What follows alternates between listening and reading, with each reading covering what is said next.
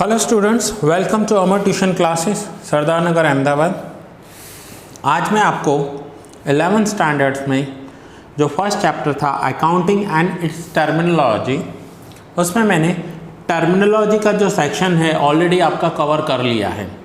Terminology मैंने आपको already explain कर दी है। आज मैं आपको यहाँ पर कैरेक्टरिस्टिक्स ऑफ अकाउंटिंग करवाऊँगा। ये देखिए, मैं हाईलाइट करता जा रहा हूँ। यहाँ पर मैं आपको करवाऊंगा characteristics of accounting, objectives of accounting, advantages of accounting, limitations of accounting, qualitative characteristics of accounting, users of accounting and there needs. 6 topics हैं। मैं ट्राई करूंगा आज के लेक्चर में पूरे हों, नहीं होंगे तो 2 लेक्चर में डिवाइड करके पूरा करेंगे हम इसे, लेकिन हम अच्छे से करेंगे, एक एक पॉइंट को अच्छे से समझेंगे।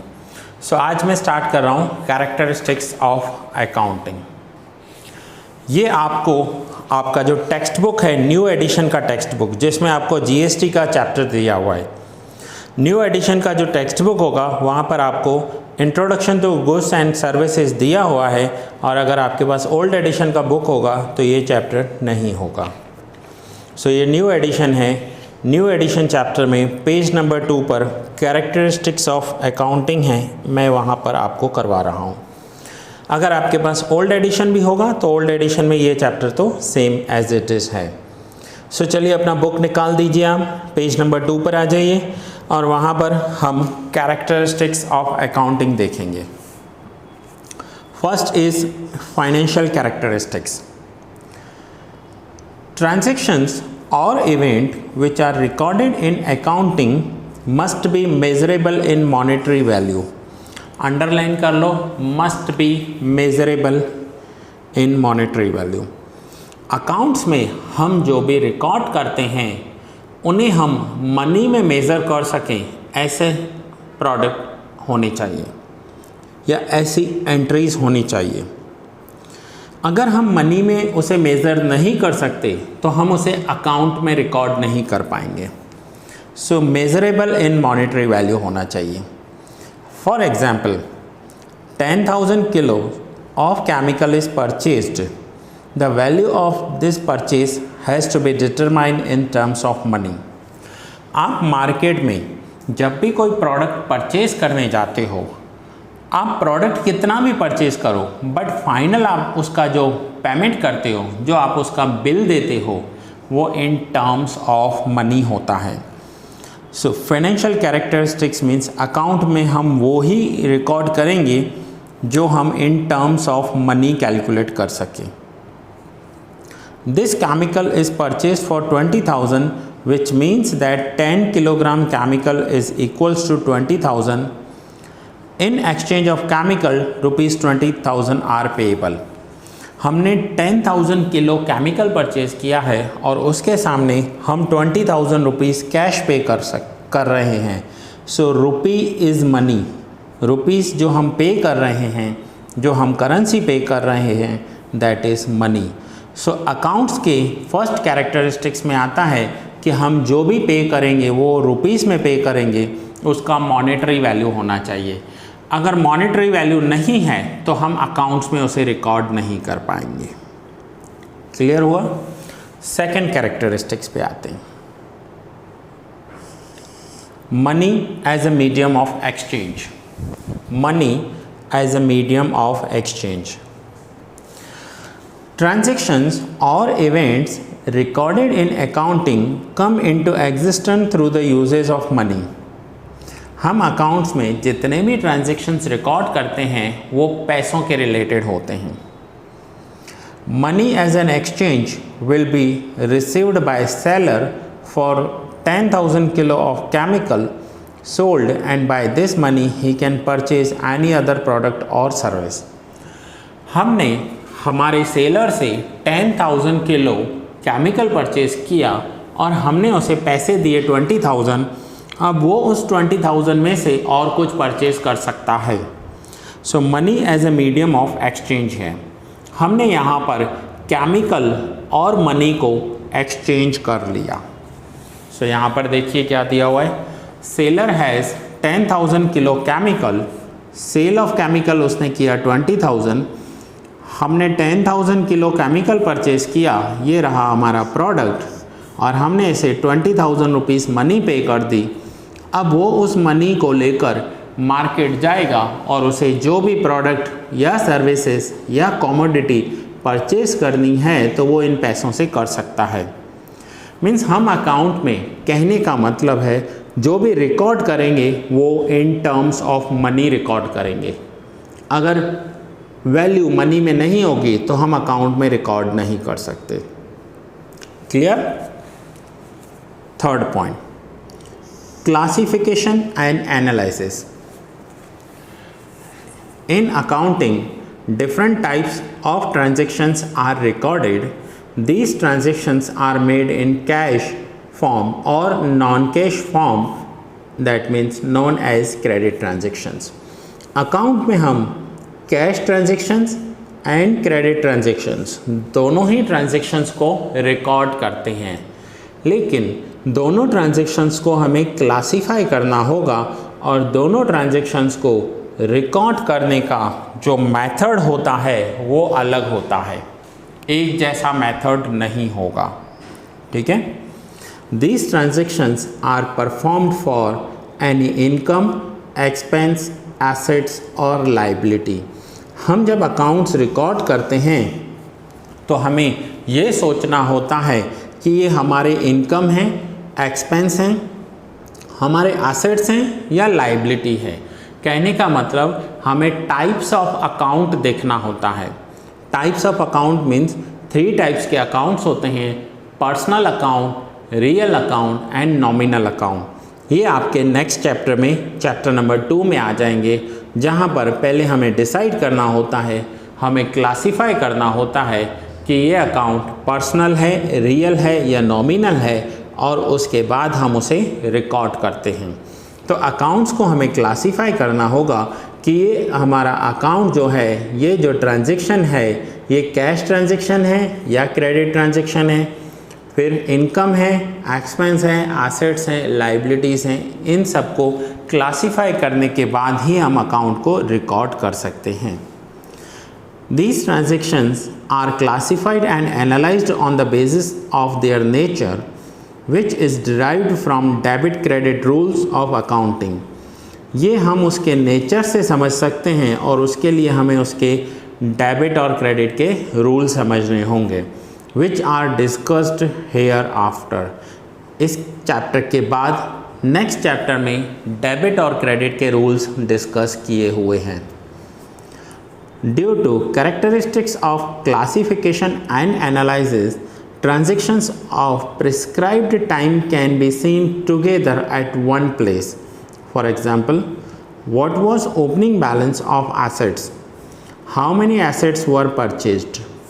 How many assets were sold? What is the closing balance of assets? अब यहाँ पर देखिए, हमारे पास एसेट का ओपनिंग बैलेंस है, फिर हमने परचेज भी की है, सेल भी किए हैं, और हमारे पास क्लोजिंग बैलेंस कितना होगा। सपोज करते हैं कि हम इस पेन को सेल करने का बिजनेस करते हैं। आज मॉर्निंग में मेरे पास इसके 5 यूनिट्स पड़े थे, 5 पीस पड़े थे। अब 5 थे तो मैं मार्केट गया, मैं 20 पीसेस परचेज कर आया।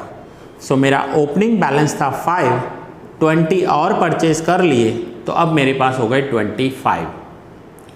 अब अगर इस 25 में से मैंने 10 यूनिट सेल कर दिए, ठीक है, फिर से ध्यान से समझना, 5 यूनिट्स मेरे पास मॉर्निंग में पड़े थे, मैं मार्केट गया 20 लेकर आया, तो 5 पहले से भरे थे, 20 और हो गए, तो कितने हो गए 25। उसमें से मैंने 10 सेल कर दिए, तो रात को मेरे पास क्लोजिंग कितने पड़े होंगे, तो क्लोजिंग 15 यूनिट्स पड़े होंगे। सो ये सब हम चेक करेंगे, क्लासिफिकेशन करेंगे, एनालाइज करेंगे। Now fourth point, interpretation of transactions. In accounting only accounts are not prepared, but after accounts are prepared as per the prescribed norms, underline करोगे, as per the prescribed norms, they are also interpreted on the basis of disclosed details in figures which is called quantitative information। अब पहले हम क्या करेंगे, सिर्फ accounts को record करना ये हमारा अकाउंटिंग नहीं होगा, हम रिकॉर्ड करने के बाद उसे चेक भी करेंगे, ठीक है। For example, when blood pressure of a person is measured and if it comes to 120 to 80, it indicates that the person is healthy from the viewpoint of blood pressure। ये medical language है, मैं आपको समझा दूं। जिनको blood pressure का problem होता है, डॉक्टर उनका ब्लड प्रेशर चेक करता है और अगर वो ब्लड प्रेशर 120 से 80 की रेंज में आता है तो वो पर्सन हेल्दी माना जाता है from the view point of blood pressure. Now 120 to 80 is the measure of blood pressure and the comment healthy is the interpretation। अब अगर हमारा ब्लड प्रेशर 120 to 80 के बीच में आया तो डॉक्टर हमें हेल्दी इंटरप्रेट करेगा। सेम अकाउंट्स में क्या होता है, in accounting interpretation can be done from the accounts prepared. हम अकाउंट्स जो बनाएंगे उसमें से इंटरप्रिटेशन करेंगे कि हमारा जो इनकम हुआ है वो कितना हुआ है। अब यहाँ पर देखिए, total income 20,000, total expenses 12,000, the difference is 8,000। अब सपोज़ कीजिए कि मुझे इस महीने 20,000 रुपीज़ फ़ीस मिली है और इस फीस में से मेरा जो एक्सपेंडिचर हो गया, एक्सपेंडिचर्स मीन्स क्लास का रेंट, इलेक्ट्रिसिटी के बिल, स्टेशनरी, ये सारे एक्सपेंसेस हुए मेरे 12,000। सो फाइनली 20 इनकम हुई, 12,000 एक्सपेंडिचर्स हो गए, तो जो डिफरेंस है 8,000 वो जो मुझे बचा वो मेरा प्रॉफिट होगा। उसे कहेंगे excess of income over expenditure, means हमारी इनकम ज़्यादा है हमारे एक्सपेंसेस से। This indicates the person has benefited from this transaction. The difference of income and expense in the form of benefit, which is interpretation of these figures. In this manner, transactions recorded in accounting can be interpreted and their results can be understood। हम accounts में ऐसे transactions को record करेंगे और finally हम ये देखेंगे, हम interpret करेंगे कि हमें profit हुआ है या loss हुआ है। तो अकाउंट्स सिर्फ लिखना बनाना ये अकाउंटिंग नहीं होगा, लेकिन अकाउंट्स करने के बाद हम उसका इंटरप्रिटेशन भी करेंगे। Now next point number 5, quantitative information. Information recorded in accounts is in the monetary form, so this information is known as quantitative information। जो भी हम इंफॉर्मेशन रिकॉर्ड करेंगे वो मॉनेटरी फॉर्म में करेंगे, पैसों में करेंगे, इसलिए इसे क्वांटिटेटिव इंफॉर्मेशन कहते हैं। 6th point, economic decisions. Different stakeholders take their decisions based on accounts prepared by accounting। Example, creditors make decision to lend money to the company, potential shareholder make decision to invest their funds। अब economic decisions लेने होते हैं हमारे। Economic decisions क्या होते हैं कि हमारा जो बिजनेस है, हमारी जो कंपनी है, उस कंपनी में बहुत सारे लोगों का अलग अलग इंटरेस्ट होता है। कौन सा इंटरेस्ट होता है? जो क्रेडिटर्स हैं वो हमारे अकाउंट्स को देखकर डिसाइड करेंगे कि हमें क्रेडिट देंगे या नहीं। जो इन्वेस्टर है वो हमारी कंपनी में तभी इन्वेस्ट करेंगे जब हमारी कंपनी प्रॉफिट कर रही होगी। तो ऐसे बहुत सारे इकोनॉमिक डिसीजंस होते हैं जो अकाउंट्स को देखकर लिए जाते हैं। चलिए मैं आपको एक और एग्जांपल देता हूँ। मैं आपको बोल रहा हूँ कि आप रिलायंस कंपनी के शेयर्स परचेज़ कर लीजिए क्योंकि रिलायंस बहुत अच्छा प्रॉफिट कर रही है। रिलायंस में पैसा इन्वेस्ट कीजिए, आपको बहुत अच्छे रिटर्न्स मिलेंगे। अब ये मैंने कैसे डिसाइड किया कि आपको रिलायंस में ही पैसे इन्वेस्ट करने चाहिए?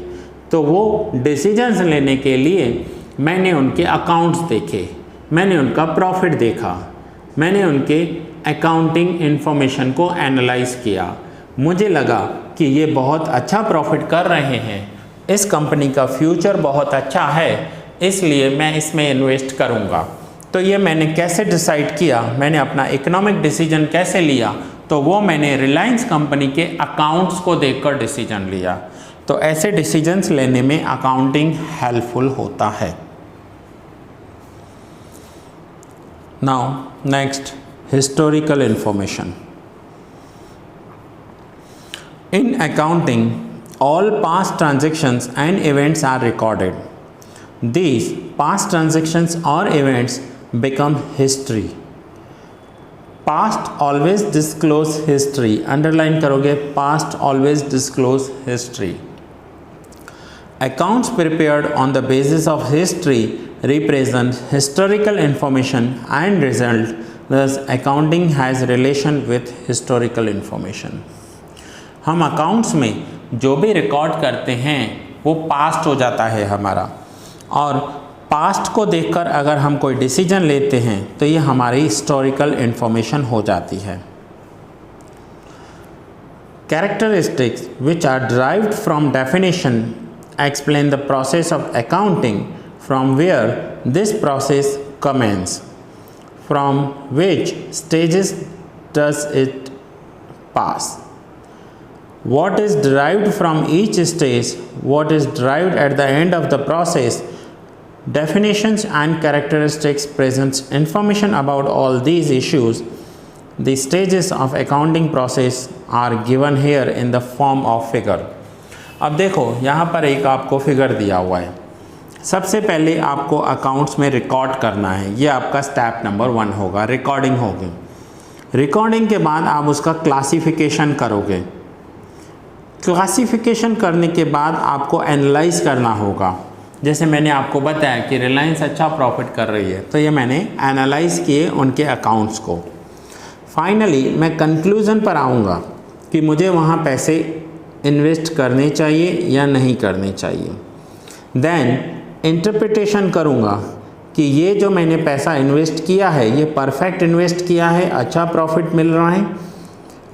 उस इंटरप्रिटेशन के अकॉर्डिंग मैं फाइनली एक रिपोर्ट बनाऊंगा कि जो मेरा इन्वेस्टमेंट था वो परफेक्ट था, जो मैंने अकाउंट्स की देखे वो परफेक्ट थे, या जो मैंने अकाउंट्स रिकॉर्ड किए वो परफेक्ट थे। So recording, classification, analysis, conclusion, interpretation and report, ये पूरा का पूरा एक अकाउंटिंग साइकिल है। ठीक है, तो ये हैं अकाउंट्स के कैरेक्टरिस्टिक्स।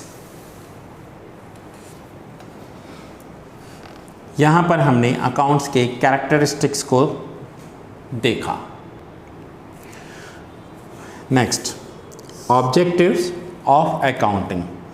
अब हम अकाउंट्स बनाते क्यों हैं, ऑब्जेक्टिव्स क्या हैं? तो first point is permanent record. जब हम अकाउंट्स बनाते हैं, चाहे वो बुक में बनाएं या कंप्यूटर में बनाएं, उसे हम सेव कर देते हैं। ठीक है, so these records are kept either in the form of books और recorded in computer on permanent basis. हम परमानेंट बेसिस पर उसे सेव कर देते हैं, सो ये हमारे परमानेंट रिकॉर्ड्स बन जाते हैं। Second point, to know the effect of each transactions.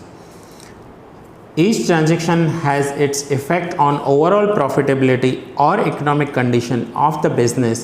Thus, accounting helps in obtaining this information. This is discussed in subsequent chapter. ये हमारा नेक्स्ट चैप्टर में डिस्कस किया हुआ है कि हर एक ट्रांजैक्शन का इफ़ेक्ट क्या होता है। ये हम चैप्टर नंबर 2 में देखेंगे। Third point, to know influential factors. The information of factors affecting profit or loss as well as economic condition of the business can be obtained by preparing accounts. अब यहाँ पर हमें अकाउंट्स में ऐसे factors पता चलेंगे कि हमारे प्रॉफिट या लॉस पर क्या इफ़ेक्ट कर रहे हैं ये ट्रांजैक्शंस। सो प्रॉफिट या लॉस पर जो भी इफ़ेक्ट होंगे वो हमारे बिजनेस को इन्फ्लुएंस करेंगे। ठीक है। सो अगर कोई हम ऐसा ट्रांजैक्शन कर रहे हैं या हम कोई ऐसी डील कर रहे हैं जिसमें हमें लॉस हो रहा है तो हम वो प्रोडक्ट हटा देंगे। सो ये हमें अकाउंट से ही पता चलता है। Fourth point, to determine tax liability. Account से हमें ये पता चलता है कि हमें गवर्नमेंट को टैक्सेस कितने देने हैं। आपको पता होगा हम जो भी प्रॉफिट करते हैं उस प्रॉफिट में से गवर्नमेंट को टैक्स देने होते हैं। जो ज़्यादा प्रॉफिट करता है उसे ज़्यादा टैक्स देना होता है, जो कम प्रॉफिट करता है उसे कम टैक्स देना पड़ता है। तो हम टैक्स लायबिलिटी हमारी डिसाइड होगी हमारे अकाउंट्स में से।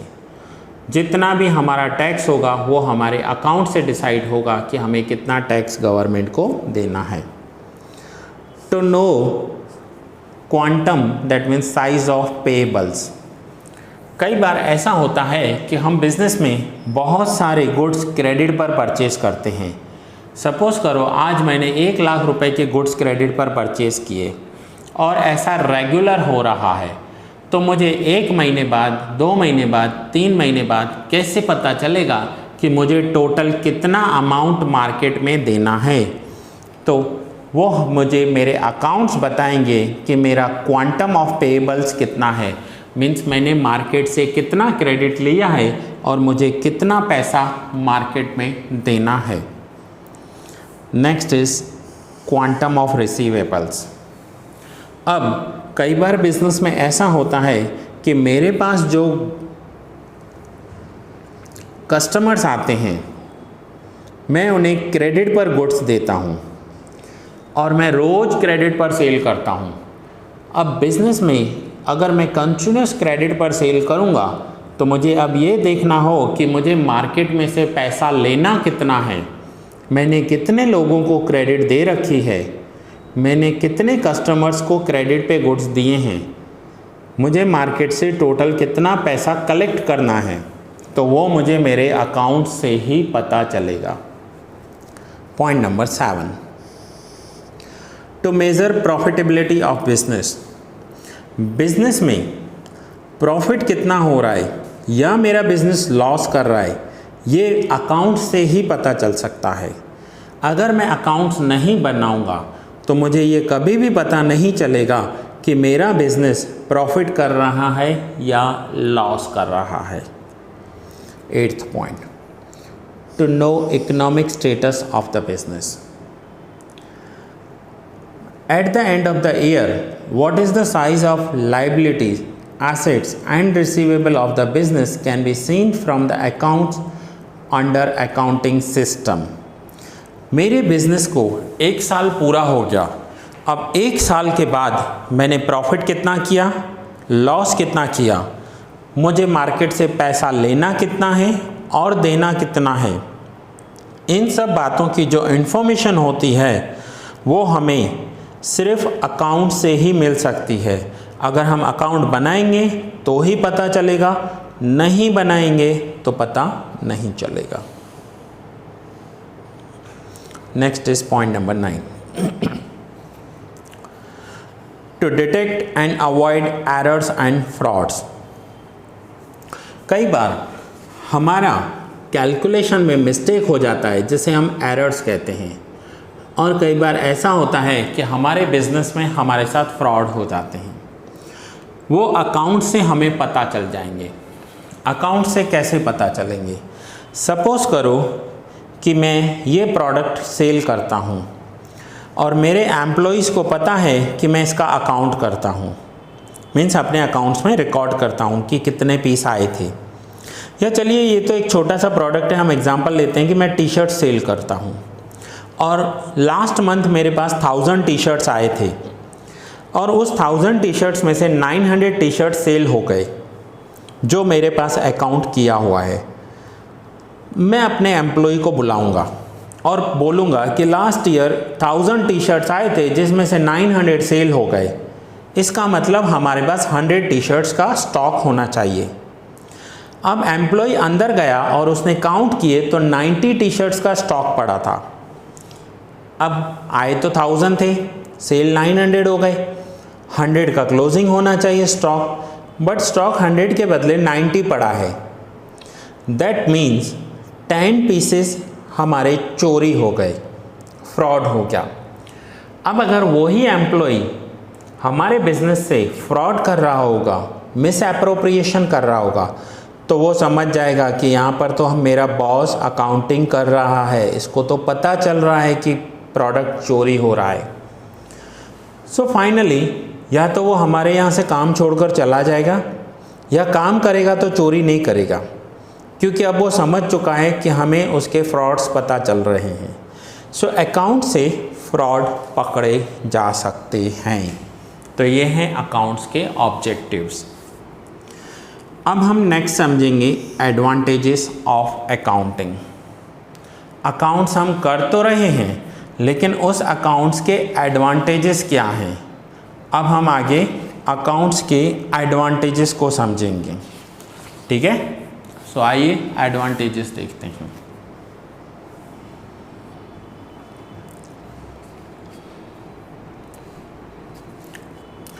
First point, accounting is a social science. This science is used in the entire world. Accounts पूरा वर्ल्ड करता है। जो आप ये अकाउंट सीख रहे हो, ये पूरी दुनिया में सेम यूज़ किया जाता है, एंटायर वर्ल्ड में सेम यूज़ होता है। Its utility disclose its advantages. These advantages are, first, availability of accounting information. हमारे पास जो हमने अकाउंट्स बनाए हैं, जो भी ऑनर ने बनाए हैं, उसके पास पूरी इंफॉर्मेशन अवेलेबल होती है। Accounting information is prepared by any owner of business. Business का जो ऑनर होता है वो अपने अकाउंट्स खुद बनाएगा। If this information is readily available, it can be used by the owner as and when it is needed. जब भी इस इंफॉर्मेशन की ज़रूरत होगी वो ऑनर उसका यूज़ कर सकता है। For example, owner wants to obtain a loan from bank. Suppose करते हैं कि ऑनर को एक लोन चाहिए बैंक से, तो बैंक लोन ऐसे ही नहीं देती। बैंक हमसे पूछेगी कि क्या आपके बिज़नेस में आपको प्रॉफिट होता है। अगर प्रॉफिट होगा तो ही बैंक लोन देगी। लॉस करने वाले बिज़नेस को कभी कोई लोन नहीं देता। तो हम अपने अकाउंट्स बैंक को दिखाएंगे और हम उन्हें बता सकते हैं कि हम बिज़नेस में प्रॉफिट कर रहे हैं या लॉस कर रहे हैं। Second point is to know profitability. हम अपने बिज़नेस में कितना प्रॉफिट कर रहे हैं, या प्रॉफिट हो रहा है या लॉस हो रहा है, ये हमारे अकाउंट्स ही हमें बता सकते हैं। Third point, to know financial status. Financial status का मीनिंग होता है कि हमारे बिज़नेस का स्टेटस कैसा है, हमारे पास एसेट्स कितने हैं, हमारे पास लायबिलिटीज़ कितनी हैं, हमारी इकोनॉमिक कंडीशन क्या है, हमें मार्केट से कितना पैसा लेना है, कितना पैसा देना है, ये हमें अकाउंट्स ही बता पाएंगे। सो ये अकाउंट्स के एडवांटेजेस हैं। एडवांटेजेस एंड ऑब्जेक्टिव्स में कुछ पॉइंट सेम हो सकते हैं। टैक्स प्लानिंग, हमें गवर्नमेंट को कितना टैक्स देना है वो हम अपने अकाउंट से ही करेंगे। जो मैंने अभी आपको ऑब्जेक्टिव में एक्सप्लेन किया, ये सेम पॉइंट है। हमने कितना प्रॉफिट किया और उसके अकॉर्डिंग टैक्स कितना होना चाहिए वो हमारे अकाउंट से ही पता चल पाएगा।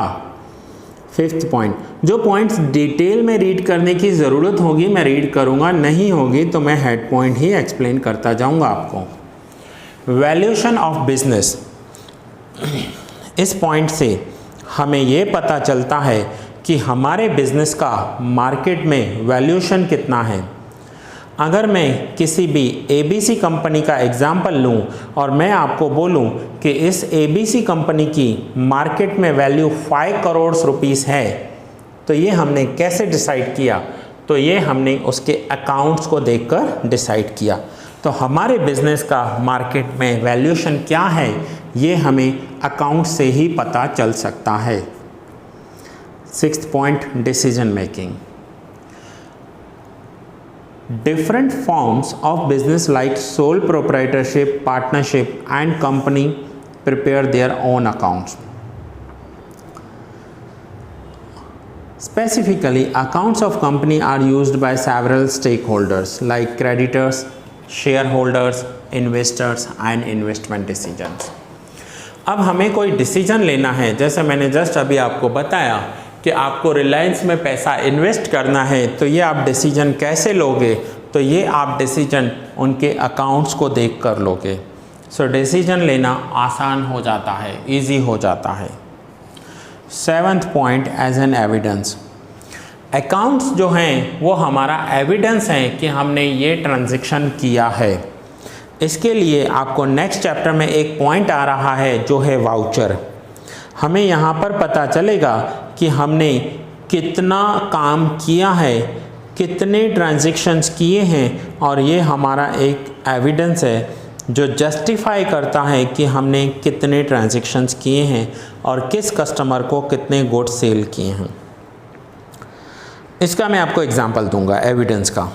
सपोज़ करो आपने एक किसी मिस्टर ए कस्टमर है आपका मिस्टर ए, आपने उसे 2 से 3 महीने पहले 5000 के गुड्स सेल किए थे।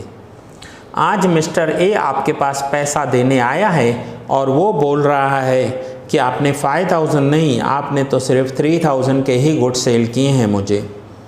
तो अब आप कैसे प्रूव करोगे कि आपने उसे 5000 के गुड्स दिए थे या 3000 के? तो ये प्रूव करने के लिए आप अपने अकाउंट्स में जाओगे, अपना अकाउंट चेक करोगे और उसे बताओगे कि आपने कितने गुड्स सेल किए हैं। इसमें आपकी भी मिस्टेक हो सकती है और आपके कस्टमर की भी मिस्टेक हो सकती है। आप 5000 बोल रहे हो, वो 3000 बोल रहा है, दैट मीन्स दोनों में से किसी एक ने मिस्टेक की है। तो ये एक अकाउंट्स करना एक एविडेंस होता है। आप उसका बिल निकालोगे, उस बिल में पूरी डिटेल लिखी हुई होगी कि आपने उस कस्टमर को कितने के गुड्स सेल किए हैं। सो ये एक एविडेंस है। 8th point, comparison with past operations. Past operations के साथ हम कंपेयर कर सकते हैं। हमारा करंट ईयर में बिजनेस कितना है और पास्ट ईयर लास्ट ईयर में हमारा बिजनेस कितना था, हम उन दोनों को कंपेयर कर सकते हैं और हम डिसाइड कर सकते हैं कि हमारा बिजनेस ग्रो कर रहा है या नहीं कर रहा है। 9th point, moral control. Accounts are written form. These are used as evidence. Thus, the chances of fraud made by employees are reduced. Accounts हम written form में करते हैं, ये evidence है, इसलिए आपके employees आपके साथ कोई cheating नहीं कर सकते। Accounting assists to keep moral control over employees. Employees को मोरल कंट्रोल रहता है कि यहाँ पर जो मेरा बॉस है, जो कंपनी है, ये सारे के सारे ट्रांजैक्शंस रिकॉर्ड करते हैं, तो यहाँ पर कोई भी फ्रॉड करना पॉसिबल नहीं होगा। ठीक है। 10th point is corrective measures. Corrective measures का मतलब होगा कि अगर हमसे कुछ भी मिस्टेक हुई है और उस मिस्टेक की वजह से बिज़नेस में कोई लॉसेस हुए हैं या बिज़नेस हमारा सफ़र कर रहा है या पास्ट डिसीजंस हमने कुछ गलत ले लिए थे, तो अब हम उसे करेक्ट करेंगे। और वो करेक्ट कैसे करेंगे, वो कौन से डिसीजंस जो थे जो हमारे रॉन्ग हो गए थे, वो हमें हमारे अकाउंट से पता चलेगा। सपोज़ करो कि मैं 5 प्रोडक्ट सेल कर रहा हूँ। ये है 1, ये 2nd प्रोडक्ट, ये 3rd प्रोडक्ट, ये है 4th प्रोडक्ट और ये है 5th प्रोडक्ट। अब इन 5 प्रोडक्ट्स में से मुझे 4 प्रोडक्ट्स में प्रॉफिट हुआ, बट एक प्रोडक्ट ऐसा था जिसमें लॉस हो गया। तो अकाउंट से हमें ये पता चलेगा कि इन सब प्रोडक्ट्स में से ऐसा कौन सा प्रोडक्ट है जिसमें हमने लॉस किया है, और हम फ्यूचर में उस प्रोडक्ट को ध्यान से डील करेंगे या फिर उस प्रोडक्ट को हम अवॉइड करेंगे और हम अपने करेक्टिव स्टेप्स लेकर बिजनेस को और प्रॉफिट की तरफ लेकर जाएंगे। सो स्टूडेंट्स, ये हमने कवर किया, क्या क्या पॉइंट कवर किए फिर से देख लेते हैं। कैरेक्टरिस्टिक्स ऑफ अकाउंटिंग, उसके बाद objectives of accounting, advantages of accounting. अब ये लेक्चर मैं यहाँ पर ही पूरा कर रहा हूँ। And as soon as possible मैं नेक्स्ट लेक्चर भेजूँगा आपको, जिसमें मैं आपको कंटिन्यू करूँगा limitations of accounting, qualitative characteristics of accounting and users of accounting. ये तीनों पॉइंट्स मैं नेक्स्ट लेक्चर में कवर करूँगा। सो ये लेक्चर यहाँ ही पूरा करता हूँ। बहुत जल्द मिलते हैं नेक्स्ट लेक्चर में।